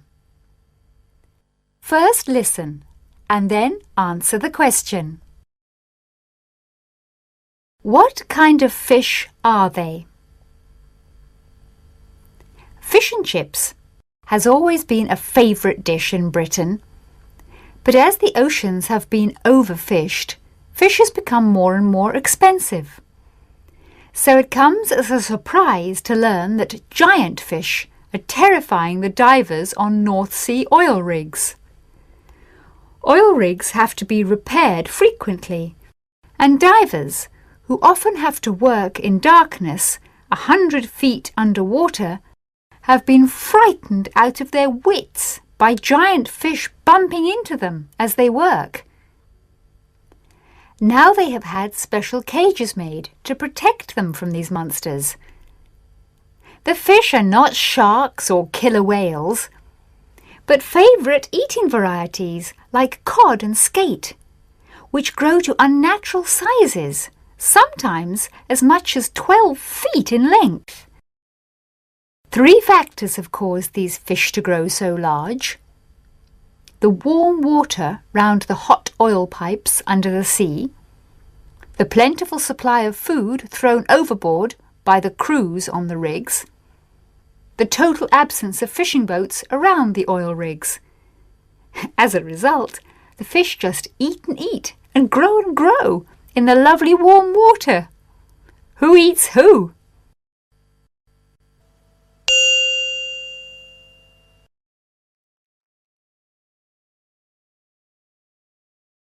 Lesson 91.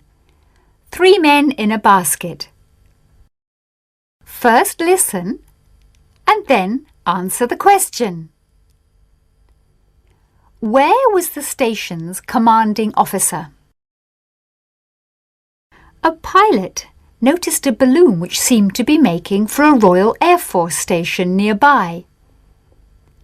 He informed the station at once, but no one there was able to explain the mystery. The officer in the control tower was very angry when he heard the news, because balloons can be a great danger to aircraft. He said that someone might be spying on the station, and the pilot was ordered to keep track of the strange object. The pilot managed to circle the balloon for some time. He could make out 3 men in a basket under it, and one of them was holding a pair of binoculars. When the balloon was over the station, the pilot saw one of the men taking photographs. Soon afterwards, the balloon began to descend, and it landed near an airfield. The police were called in, but they could not arrest anyone, for the basket contained 2 members of Parliament and the commanding officer of the station. As the commanding officer explained later, one half of the station did not know what the other half was doing.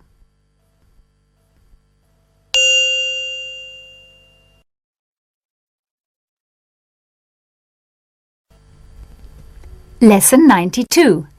Asking for trouble. First listen and then answer the question. Why did the policeman ask the writer to come to the police station? It must have been about 2 in the morning when I returned home. I tried to wake up my wife by ringing the doorbell, but she was fast asleep. So I got a ladder from the shed in the garden, put it against the wall, and began climbing towards the bedroom window.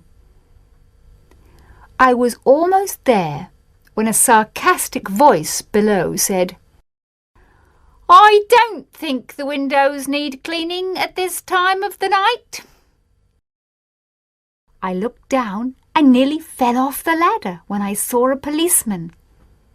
I immediately regretted answering in the way I did, but I said, "I enjoy cleaning windows at night." "So do I," answered the policeman in the same tone.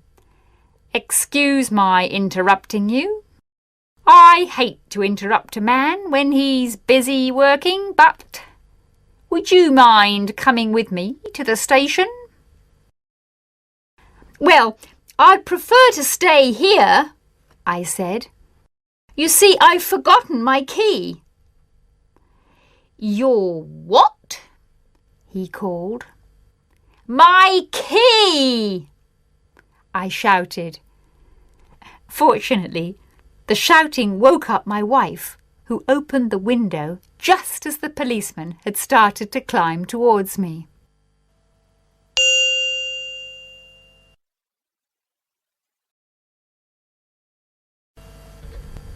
Lesson 93.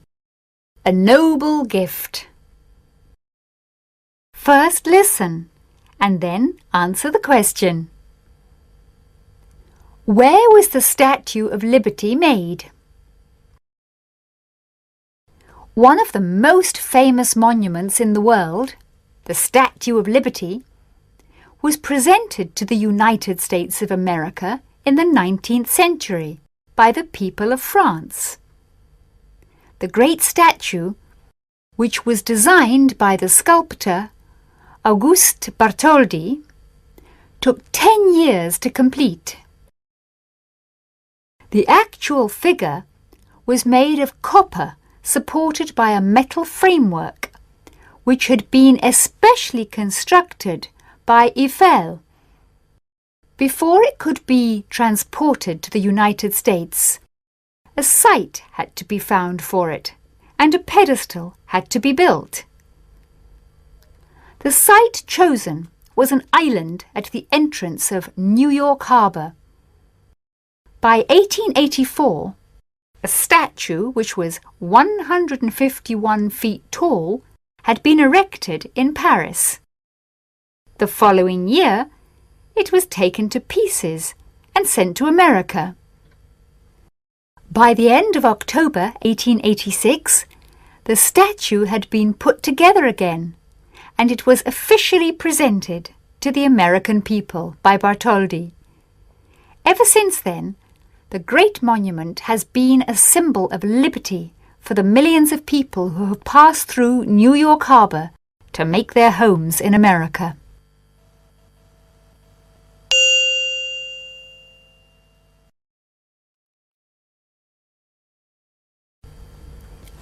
Lesson 94. Future Champions. First listen and then answer the question. What kind of race do the children compete in?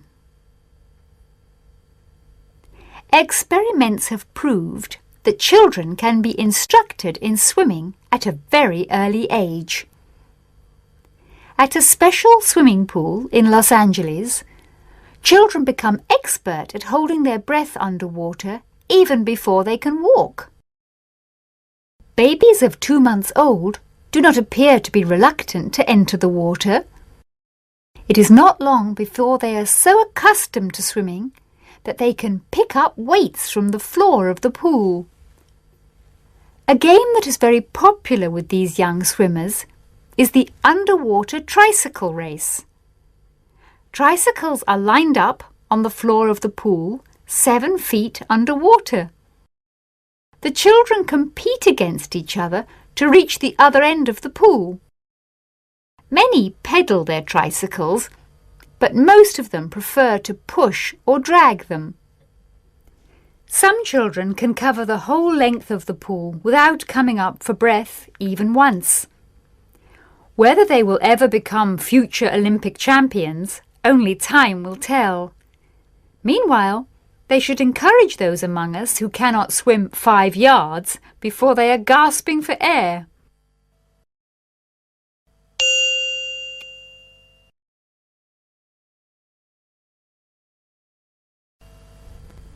Lesson 95. A fantasy. First listen and then answer the question. Why was the ambassador particularly lucky? When the ambassador of Escalopia returned home for lunch, his wife got a shock. He looked pale, and his clothes were in a frightful state. "What has happened?" she asked. "How did your clothes get into such a mess?" "A fire extinguisher, my dear," answered the ambassador dryly. "University students set the embassy on fire this morning." "Good heavens!" exclaimed his wife. "And where were you at the time?" "I was in my office, as usual," answered the ambassador.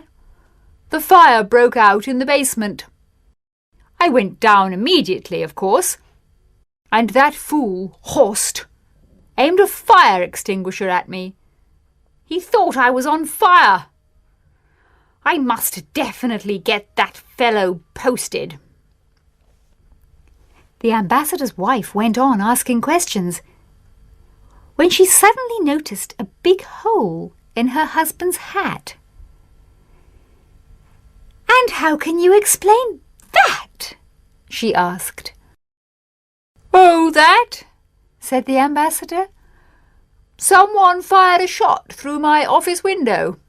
Accurate, don't you think? Fortunately, I wasn't wearing it at the time. If I had been, I would not have been able to get home for lunch."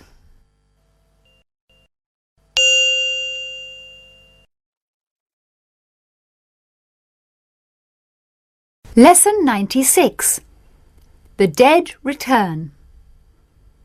First listen and then answer the question. What happens to the lanterns at the end of the festival? A festival for the dead is held once a year in Japan.